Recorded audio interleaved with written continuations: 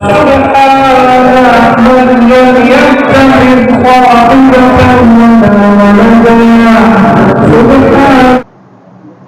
اللہ الرحمن الرحیم۔ مفتی صاحب، یہ مسئلہ ہے ایک کہ جی بی واٹس ایپ استعمال کرنا موبائل میں اور اسی طرح ایف ایم واٹس ایپ استعمال کرنا شرعاً کیسا ہے؟ بھائی، یہ جی بی واٹس ایپ استعمال کرنا یا اسی طرح ایف ایم واٹس ایپ استعمال کرنا اگرچہ اس کی گنجائش ہے، مگر تھوڑی سی اس میں وضاحت ہے۔ وہ وضاحت یہ ہے کہ یہ جو دونوں واٹس ایپ ہیں، جی بی واٹس ایپ ہو یا ایف ایم واٹس ایپ ہو، اس کے اندر دیکھیں ایک خرابی آتی ہے،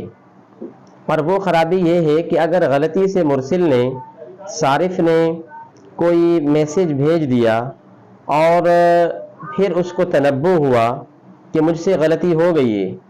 اب اگر وہ اس جی بی واٹس ایپ سے، ایف ایم واٹس ایپ سے اس کو ڈیلیٹ کرنا چاہے تو تب بھی اس کو ڈیلیٹ نہیں کر سکتا ہے۔ اس طرح کے یہ جو ہیں سافٹ ویئر اور یہ جو ایپ ہیں، یہ جو ٹول ہے، اس طرح کے یہ بنائے گئے ہیں۔ تو پھر کیا ہوتا ہے کہ دیکھنے والا، سامنے والا جب اس کو دیکھتا ہے تو اس سے بہت سارے نقصانات ہو سکتے ہیں، جھگڑا بھی ہو سکتا ہے۔ تو اس سے بسا اوقات اس میسج کرنے والے کو، مرسل کو، صارف کو پریشانی ہوتی ہے کہ وہ ڈیلیٹ کرنا چاہتا ہے مگر پھر بھی وہ ڈیلیٹ نہیں ہوتے ہیں۔ تو اس لیے اس ایپ کو استعمال کرنا مناسب نہیں ہوگا۔ دو صورتیں ہو گئیں،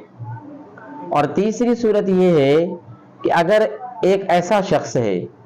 جس نے ان ایپوں کو، اس سافٹ ویئر کو، اس ایپ کو جس کے بارے میں آپ نے سوال کیا ہے،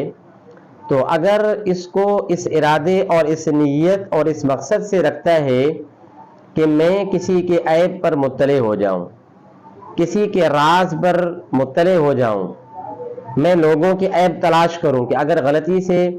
کسی نے میری طرف کوئی ایسا میسج کیا تو اس کو ڈیلیٹ نہ کر سکے، چاہے بھی تو نہ کر سکے،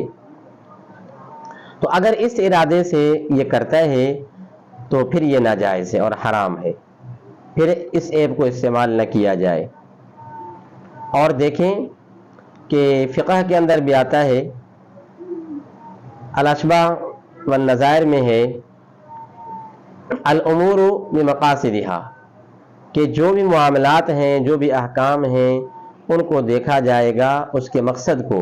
کہ مقصد کیا ہے، مقصد ارادے نیت کو دیکھ کر کے اس پر فتویٰ آئے گی، اس پر حکم لگے گا۔ حدیث پاک کے اندر بھی آیا، صحیح بخاری شریف کی حدیث ہے، اللہ کے نبی کریم صلی اللہ علیہ وسلم نے فرمایا ہے کہ من استمع الى حدیث قوم وهم له کارہون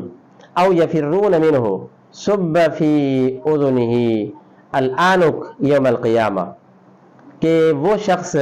جو کسی قوم کی بات کو کان لگا کر کے سننا چاہتا ہے، اس کے عیب پر مطلع ہونا چاہتا ہے، حالانکہ وہ اس کو ناپسند کرتے ہیں کہ ہماری بات کو نہ سنیں، راہ فرار اختیار کرنا چاہتے ہیں اس شخص سے، مگر پھر بھی یہ سنتا ہے کسی بھی طریقے سے، تو فرمایا کہ قیامت کے دن ان کے کانوں میں سیسے کو پگھلا کر کے ڈالا جائے گا۔ اتنی بڑی وعید آئی ہے۔ اچھا، پھر اس میں ایک بات کرتے ہیں کہ ہمارا کیا قصور ہے، کہ ہمیں اگر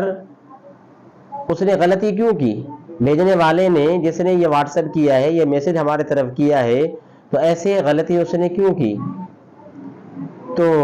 ہمارا کیا قصور ہے، وہ کہتے ہیں۔ تو اس کا جواب یہ کہ بھائی آپ کا قصور کیسے نہیں ہے، آپ نے ایسا زبردست انتظام، ایسا بندوبست آپ نے کیا ہوا ہے کہ آپ نے ایپ بھی ایسا رکھا ہے، ایسا آپ نے سافٹ ویئر، ایسا آپ نے ٹول رکھا ہے، یعنی یہ جی بی واٹس ایپ آپ نے رکھا ہے کہ اگر وہ ڈیلیٹ کرنا چاہے، وہ تو ڈیلیٹ ہائڈ کر چکا ہے، مگر پھر بھی وہ اس کی آپ کی موبائل سے نہیں جائے گا، وہ ڈیلیٹ نہیں ہوگا پھر بھی۔ تو آپ کا انتظام ایسا زبردست ہے اور خطرناک ہے کہ اس بیچارے کا جو ہے میسج جو ہے وہ نہیں جائے گا، آپ کی موبائل کے اندر موجود رہے گا۔ اس کی مثال تو ایسی بن جائے گی جیسے ایک شخص ہو کہ بھائی وہ ایسی دوربین اور ایسا کیمرہ استعمال کرتا ہے، ایسی مشینری استعمال کرتا ہے کہ جس سے وہ لوگوں کے جسم کو دیکھ سکتا ہے۔ اب اس میں یہ تو نہیں کہا جائے گا کہ بھائی یہ لوگ میرے سامنے کیوں آتے ہیں، اگر میرے سامنے نہ آتے تو میں ان کو نہیں دیکھتا۔ تو بھائی آپ نے جو ایسی مشین، ایسا کیمرہ، ایسی اینک آپ نے لگائی ہوئی ہے، ایسا چشمہ آپ نے لگایا ہوا ہے جس سے آپ لوگوں کے جسم کو دیکھتے ہیں، باوجود ان کو کپڑے پہنے ہوئے ہیں، تو قصور کیسے نہیں آپ کا؟ بالکل قصور ہے آپ کا۔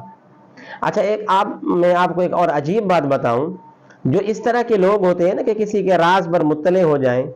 اور دن رات اسی تلاش میں ہوتے ہیں کہ لوگوں کے عیوب پر ہم جو ہے پہنچ جائیں، تو میں کہتا ہوں، میرا تجربہ ایکسپیرینس ہے کہ آگے چل کر کے جلد یا بدیر آگے چل کر کے یہ جو ہے نفسیاتی مریض ہو جائیں گے اور نفسیاتی الجھنوں کے اندر پڑ جائیں گے۔ یہ تجربہ ہے میرا۔ جو اس قسم کے لوگ ہوتے ہیں نا کہ کسی کے عیب پر مطلع ہو جائیں اور عیوب کے معلوم کرنے کے شوقین اور حریص ہوتے ہیں، ان کے لیے کہہ رہا ہوں۔ بہرحال یہ موضوع سے ایک الگ بات آ گئی۔ تو اسی طرح ایک بات یہ وضاحت کرتا ہوا چلوں کہ یہ جو جی پی واٹس ایپ ہے، یہ سمجھا کہ سیکیور اور محفوظ ایپ بھی نہیں ہے، قانونی اعتبار سے بھی۔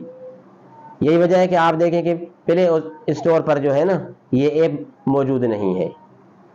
بہرحال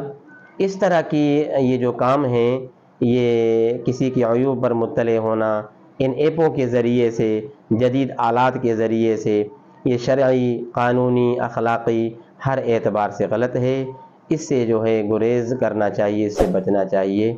اللہ سے دعا ہے عمل کرنے کی، سمجھنے کی توفیق نصیب فرمائے۔